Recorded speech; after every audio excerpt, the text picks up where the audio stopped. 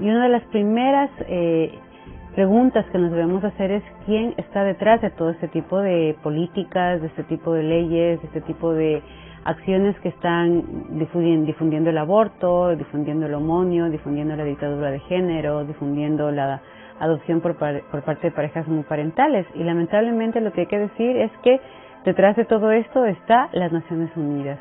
Y ustedes dirán, ¿pero por qué? Si es una organización que nació con un objetivo social, con un objetivo de proteger a los pobres, con un objetivo de proteger la paz. Recuerden todos que en 1942, cuando estamos en plena Segunda Guerra Mundial, empieza ya a cerrarse los ciclos de este genocidio y de esta Segunda Guerra Mundial, existen 46 países que se reúnen y firman un acuerdo de una Declaración Universal de Derechos Humanos. Este acuerdo y esa Declaración de Derechos Humanos, que valga la aclaración, no ha sido cambiada, no ha sido reformada. Por lo tanto, todos aquellos que hablan de nuevos derechos o derechos progresivos o derechos actuales están mintiendo. En ningún momento estos 46 países se han reunido y bajo común acuerdo han dicho vamos a cambiar la Declaración Universal de Derechos Humanos y a partir de ese momento hay otros derechos, hay unos nuevos derechos, van a empezar a generarse procesos progresivos de derechos. No existe tal cosa. El derecho a la vida sigue tal cual intacto como estaba en la Declaración Universal de Derechos Humanos, porque si yo no tengo derecho a la vida, entonces ¿a qué tengo derecho? Si a mí me matan en este momento, ¿de qué me sirve tener derecho a la educación? ¿De qué me sirve tener derecho a la salud? ¿De qué me sirve tener derecho al trabajo si ya estoy muerta? Entonces, eso es lo que pasa con el derecho a la vida al momento que está siendo atacado. Si yo declaro una ley dándole permiso a una madre para que mate a su hijo, entonces se acabó el derecho a la vida. Y atentar contra el derecho a la vida es atentar contra un derecho universal que está reconocido inclusive en esta declaración desde el año 1942. Ahora, el momento en que estos acuerdos se firman, las Naciones Unidas, conjuntamente con estos países, establece que cada país va a dar una cuota mensual, anual, para poder entregarle a las Naciones Unidas con el objetivo de desarrollar proyectos sociales, proyectos a favor de la paz, proyectos para la mejora de la calidad de vida de las personas, proyectos de participación ciudadana, de mejoramiento de procesos democráticos. Una vez que se dan estos acuerdos, empiezan a haber una serie de conflictos. Se empiezan a pelear Perú con Ecuador, se empieza a pelear Chile con Bolivia, y en América Latina, que son los casos más cercanos. Y entonces estos países exigen que las Naciones Unidas actúe en función de sus intereses. Como no ha habido esa aceptación o no han actuado en función de lo que esos países creían, estos estados deciden no darle la cuota correspondiente a las Naciones Unidas. Entonces las alcabalas de las Naciones Unidas empiezan a mermarse, empiezan a tener menos ingresos, pero los proyectos están ahí, las necesidades están ahí, necesitan impulsar todo lo que ya han venido trabajando, necesitan inyectar dinero para seguir trabajando, mejorando lo que es educación, salud, dando para dinero para puentes, para electricidad, para servicios básicos de comunidades totalmente pobres. Y es ahí donde empieza a generarse una serie de benefactores. Entre los benefactores que más han impulsado este tipo de proyectos están las farmacéuticas. Entonces las farmacéuticas le dicen a las Naciones Unidas, ¿saben qué? No se preocupen, ustedes sigan trabajando, nosotros les vamos a ayudar, usted siga haciendo puentes, siga difundiendo libros, siga trabajando en proyectos de salud, de educación, nosotros les vamos a seguir dando dinero. Solo un pequeño detalle, en todos sus proyectos van a poner un eje transversal, ese eje transversal se va a llamar salud sexual reproductiva y género. En principio no se llamaba así, se llamaba anticoncepción y aborto y derecho a la homosexualidad. Pero como a todo el mundo le preocupaba esos términos, nadie quería el derecho a matar un hijo, nadie quería el derecho a vivir entre hombres o entre mujeres, o tener relaciones con animales, o tener relaciones de adultos con niños, porque a la gente le parecía terrible como sociedad. Entonces ellos tratan de generar un cambio cultural a través de usar términos muy bonitos, ¿no? Entonces, ¿quién no quiere derechos? Todos queremos derechos. Entonces vamos a llamarles los derechos de salud sexual reproductiva. ¿Quién quiere derecho a decidir? Todos queremos derecho a decidir. No queremos que nadie nos imponga absolutamente nada. Entonces ya no le vamos a llamar aborto, ahora le vamos a llamar derecho a decidir. ¿Quién quiere vivir su vida como le da la gana? O sea, ¿quién al que le apetece vivir entre casados, solteros, viudos, con animales, con adultos, con niños y todo? Hay gente que quiere dar rienda suelta a su placer.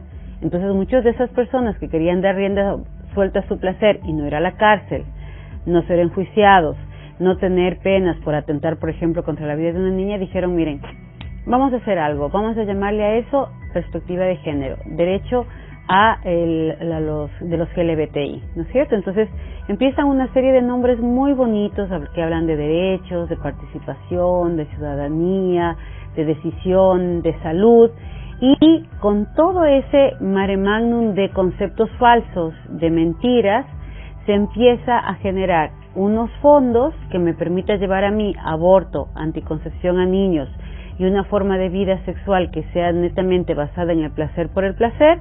¿A cambio de qué? A cambio de que a mí me permitan transformar las leyes, yo les doy el dinero. ¿Por qué? Porque yo sé que si vendo anticonceptivos, yo sé que si vendo aborto, yo sé que si vendo cambios de sexo, yo sé que si vendo hormonas para tener a los hombres como mujeres y a las mujeres como hombres a través de todo este tipo de implantes, de hormonizaciones que tienen, entonces yo sé quién va a ganar. Voy a ganar yo como farmacéutica. Entonces poco o nada me interesan los objetivos y los proyectos sociales que ustedes tengan. Lo que me interesa a mí es que me permitan llevar mi industria, mis productos a sus países y venderlos de una manera legal, entre comillas, pero que además ni se enteren los daños que van a tener. A cambio de eso yo les voy a seguir generando una serie de cuentas con las cuales ustedes van a poder implementar los proyectos. En definitiva, ¿de qué se trata? Yo le voy a dar a Ecuador $300,000 para que mejore su sistema de salud. Pero a una vez que le digo que va a poder pintar los hospitales, va a poder cambiar las camas, va a poder pagar mejor a sus médicos, va a poder tener mejores equipos, simplemente le voy a pedir que dentro de los consultorios que haga en todos los centros de salud, en todos los hospitales, van a tener un ala destinada estrictamente para difundir los derechos de salud sexual y reproductiva de los adolescentes. Yo capacito a los médicos para que los médicos sepan qué químicos entregarles a los chicos, qué anticonceptivos entregarles, pero además me hago una ley en donde les digo a los padres de familia y a los médicos que no tienen por qué enterarse de lo que los hijos usan. Y además que les quito el derecho de que los padres de familia sepan los productos químicos que esos hijos están usando, y peor aún las consecuencias. Entonces, eso se llama un proyecto de respeto y sigilo del paciente.